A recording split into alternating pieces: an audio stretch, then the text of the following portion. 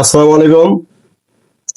আমি 11 নং নিঃসন্তপুর ইউনিয়নের 5 নং ওয়ার্ডে ইউপি সদস্য মোহাম্মদ শাহিনুল ইসলাম।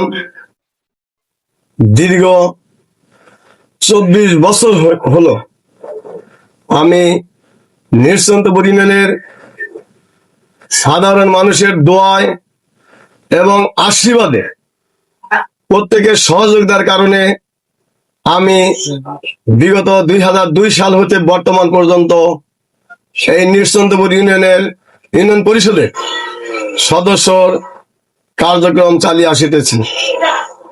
গত কয়েক মাস আগে SMP নিউজ 24 হতে পরে আমি দেখিতে পাই যে নিঃসন্তপুর ইউনিয়নে বিকৃততা অর্থাৎ 3 নম্বর ওয়ার্ড, এখানে একটা গ্রাম আছে। সেই গ্রামের 50-60 জন ফ্যামিলি আছে, বসবাস করে। এখানে প্রতিটি ফ্যামিলির আর্থিক অবস্থা খুবই শোচনীয়। আমি এই গ্রামের অবস্থা দেখে সংবাদ পেয়ে আজকে তার বাড়িতে চলে আসছি। ওনার এই বাড়ির যে ব্যক্তি মহিলা গৃহিণী, ওনার নাম মোসাম্মদ কমলা খাতুন। ওনার একটা মেয়ে আছে। ইতিপূর্বে উনি গার্মেন্টসে কাজ করে জীবিকা নির্বাহ করেছেন। বর্তমানে উনি তার শারীরিক শোচনীয়, যেটা আমরা বলি প্যারালাইজড কারণে উনি চাকরি ছেড়ে বাড়িতে চলে এসেছে। তার একজন মা বৃদ্ধ। আমি 24 বছর হলো এই মহিলাটিকে বারবার আমি দেখি। আমি দেখার কারণে আমি এলাকার গণ্যমান্য অনেকেই বলি ওনাদের একটু সহযোগিতা করার জন্য। আজকে আমি সরজমিনে ওনার বাড়িতে এসেছি। ওনার বাড়ির যে অবস্থা, একটা ঘর সেরা ঘরের ভাঙ্গা, এখানে বসবাস করার মতো কোনো অবস্থান নেই।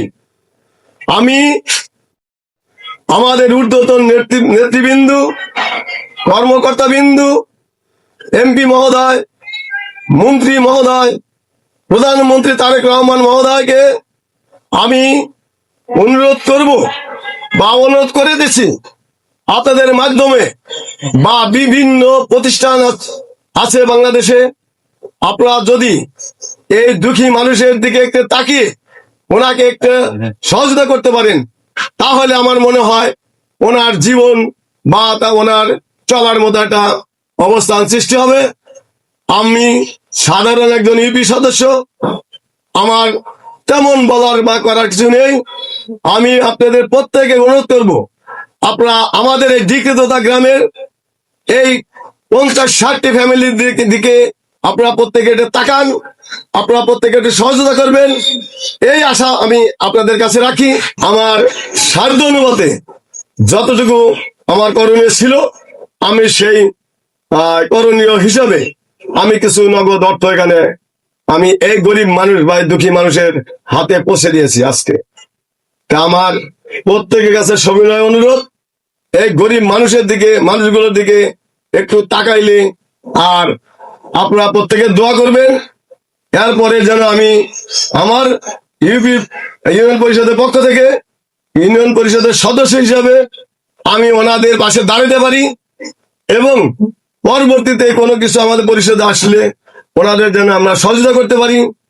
আর আপনারা প্রত্যেকে আমার জন্য দোয়া করবেন।